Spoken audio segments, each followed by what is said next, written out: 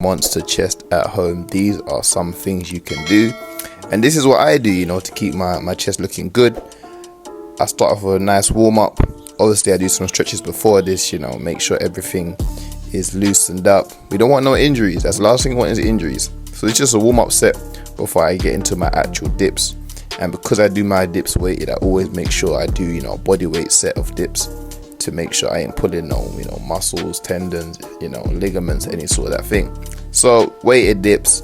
Now I have not done a chest and tricep routine since over the Christmas period, so I was a bit lacking during this workout. I can't lie, like some of my rep counts were lower.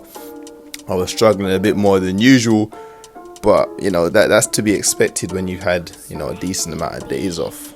So I wasn't really I wasn't worried about that too much, but yeah, I usually do that higher rep. So I think I was probably hitting like 5 or 6 of the weighted dips, and then at one point I think I took off a bit of the weight and then just carried on from there, really. It is what it is.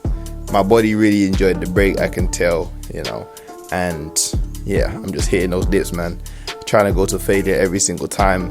I have a rep count in my head, but if I can do more, I do more.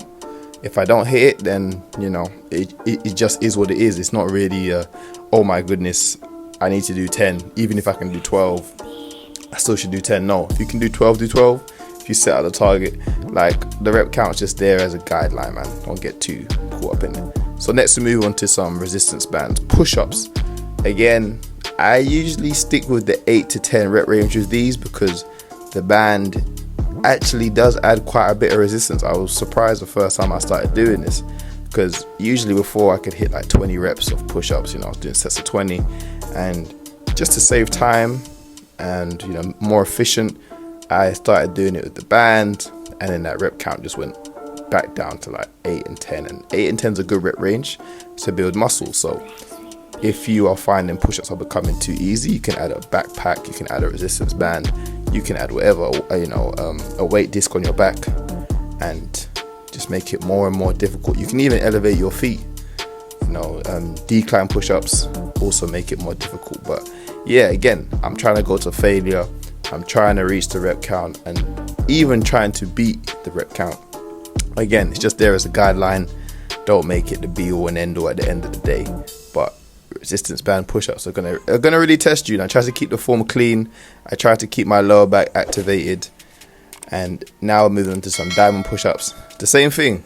Trying to keep the lower back activated. Don't let my body slouch. Keep those hands together, and then all the way up and all the way down. I know some people like to keep the tension on the muscle, but from what I've researched and from what I've found, that I like to lock out at the top, because it's also good for your ligaments, tendons, joints, whatever. Because you want to strengthen the joints as well. It's not just about strengthening the muscle, you also want to strengthen the joints. So when you're pushing it all the way out, your joints get a bit more boost. Some people may say yes, some people may say no, but that's just my opinion. If you do it how you want to do it, as long as you're doing something, you feel me?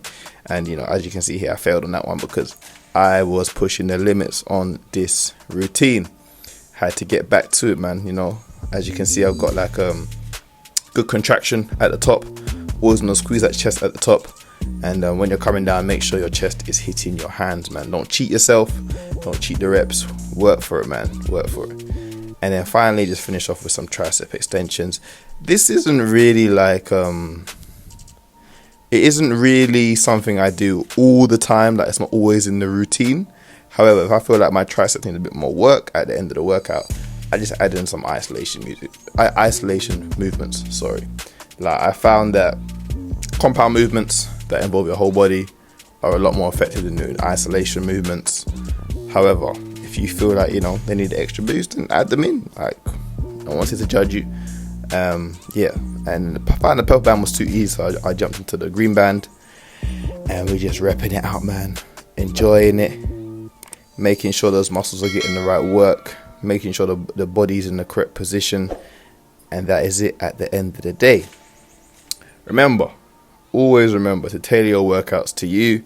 Even if you get like a workout program from someone online or someone you respect or an influencer, if you find some exercises don't work for you, then change them up. Don't be stuck in, a one size fits all, because fitness is about the individual at the end of the day. So